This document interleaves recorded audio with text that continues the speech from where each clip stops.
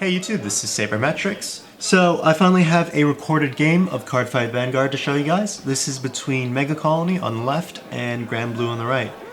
Now this was a top 4 match at my locals this past Sunday. So these guys are quite good players, and I've played against them before and I know them to be quite good players, so hopefully this is a good game. This was a best of 3 match. Unfortunately my camera there's a bit of a problem with my camera in that it's only able to record about 16 or 17 minute segments at a time. I wasn't actually aware of that before the tournament. I'm aware of it now, obviously, but so I was only able to get the first game out of the 3, but hopefully it's still good for you guys, and hopefully you enjoy it. And yeah, let's get into it. So it looks like they're just shuffling and just starting out with their mulligans and stuff. So hopefully you guys also enjoy my the commentary style. This is a first for me, so if you guys have any suggestions, or if you guys just don't like this sort of style of gameplay, just let me know. The background noise was really loud, so I decided to cut it out, or put it to a minimum. Alright, so here we go.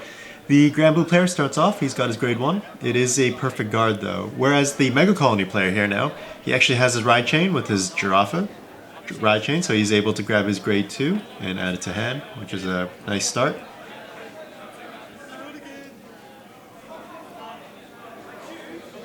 And let's see what he does next.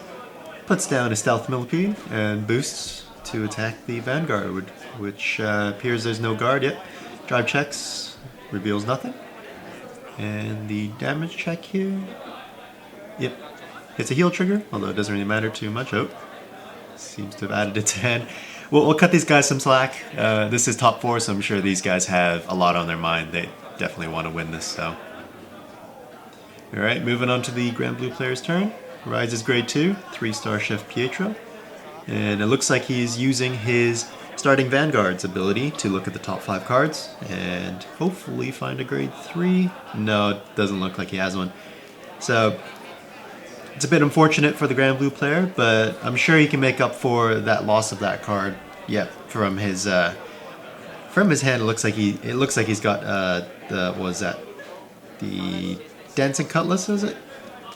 Can't exactly remember. I think it's called Dancing Cutlass. I'm pretty bad with the names of cards, so he's able to draw a card off that, and he's playing an additional 2 grade 2s as his rear guard. So he's going very aggressive this turn, the Granblue player. It doesn't appear that the Megacolony is guarding that. He uses Pietro's effect there to flip a damage counter. Let's see if the Megacolony decides to take everything else. It does look like it, yep. So he's decided to take everything. So the damage at the moment stands at 3-1. So the Granblue player seems to be off to a pretty good start. Although, keep in mind, Megacolony, they do run limit break Vanguards, so they can make use of high damage counts. So the Megacolony player here has got a grade 2, and his rear guard attack has gone through. Let's see if the Vanguard attack goes through here, which it looks like it does. Drive check reveals nothing, and once again damage has nothing as well.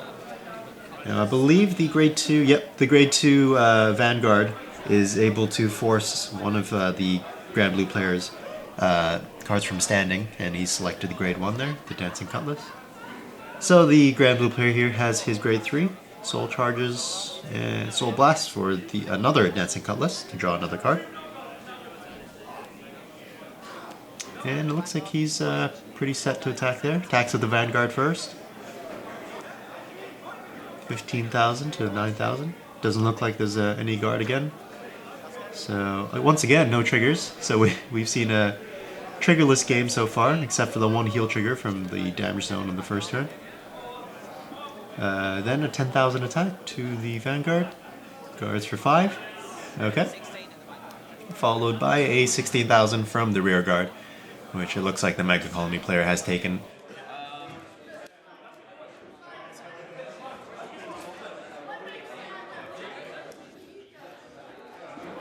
So here's an interesting thing. Megacolony has only ridden Hellspider, which isn't exactly ideal, and he hasn't used his effect either.